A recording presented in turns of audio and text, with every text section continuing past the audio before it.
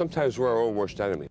Erie County Executive Joel Giambra says years of bad politics and a lack of vision have led Buffalo and Erie County nowhere fast.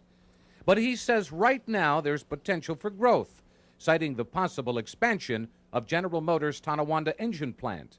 If it's good for GM, it's got to be good for Dell, Intel, and any e-commerce company or any other company that's thinking about a northeastern location.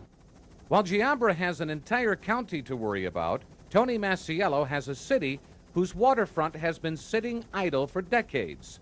The Democratic mayor says potential investors are turned off by too many cooks in the kitchen. He says the region needs to speak with one voice.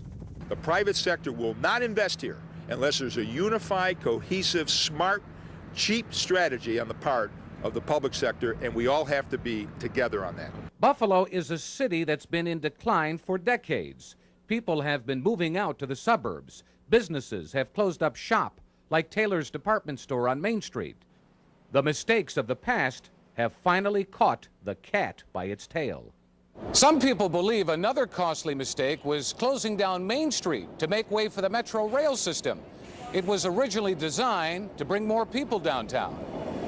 But over the years, it's had the opposite effect, and in some cases, it's even chased businesses away.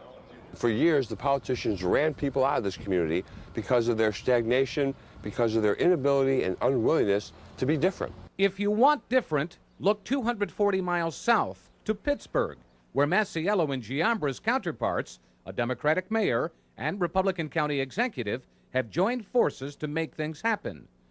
Several big projects, 2 new stadiums and a convention center are underway along Pittsburgh's riverfront. The Steel City's biggest problem is construction, but residents don't seem to mind. I'm pretty excited about it. I think it's wonderful. It's about time. In many ways, Pittsburgh is just like Buffalo, an old steel town with sports teams that almost left for greener fields. Both cities are near water with similar population bases. Yet Pittsburgh's booming and Buffalo's struggling for every shovelful of dirt. What's the secret? For one, bipartisan support at every level of government. That's where Buffalo has failed. There's no Democratic or Republican way of picking up the garbage or making sure people are safe or, for that matter, making development happen. It happens because you're focused on getting things done. In all fairness, there are signs of life in Buffalo. The Inner Harbor project has already started with construction of boat slips, where the old Erie Canal terminus was located. There's talk of turning the old Memorial Auditorium into a multi-purpose family and retail complex. Adelphia wants to build a high-rise tower downtown that would bring in 1,000 new high-tech jobs. There are plans to redevelop the upper floor of the DL and terminal for restaurant and entertainment uses.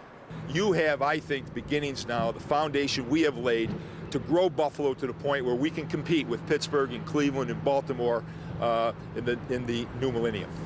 The price tag for the Inner Harbor development, nearly $300 million in public and private financing. Nice effort, but merely a drop in the bucket compared to $4 billion in new development along Pittsburgh's riverfront. Still, it's a start, which is more than you can say about the last few decades of Buffalo's waterfront history.